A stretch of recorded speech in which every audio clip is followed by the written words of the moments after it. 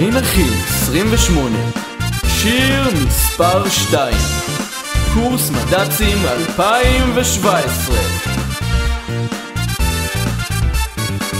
החופש כבר הגיע, אותי הוא לא מפתיע, מה לעשות יודע, לקורס אני נוסע.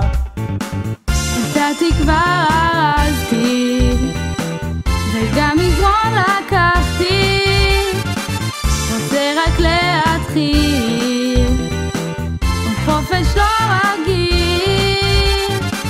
חיכיתי כבר ימים לפגוש את החברים, מלא התלהבות כבר לרגע של תרבות. רציתי רק לצאת לקורס מד"צים, יהיה טירוף, תכינו את הרשמ"צים, 10 ימים, יוהנה עד הסים. אז יאללה בוא לקורס.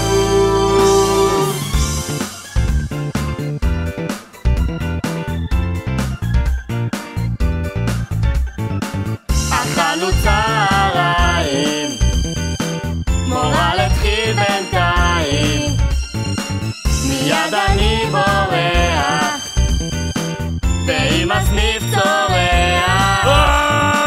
פתאום קם בזריחה, יוצאים אל הגיחה, מבין זה לא בדיחה שי"א בבריכה. רציתי רק לצאת לקורס מד"צים, יהיה טירוף, תכינו את הרשמ"צים, 10 ימים, יוהנה עד הסים. אז יאללה בוא לקורס. יש מצב אתה מכניס אותם למקלחות? בבקשה. לא, אין מצב, עכשיו התור של הבנות בכלל. נו, מנהלן צ'אבי, אני מת להיכנס. לא, מפוצץ פה.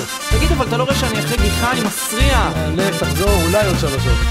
אוף! פתאום אני שם לב, הסוף כבר מתקרב, את הקבוצה אני לא עוזב, את הקורס אני אוהב. רציתי רק לצאת לקורס מד"צים, יהיה טירוף, תכינו את הרשמ"צים, 10 ימים, יוהנה עד הסים. אז יאללה בוא לקורס. רציתי רק לצאת לקורס מד"צים, יהיה טירוף, תכינו את הרשמ"צים, 10 ימים, יוהנה עד הסים. אז יאללה בוא לקורס.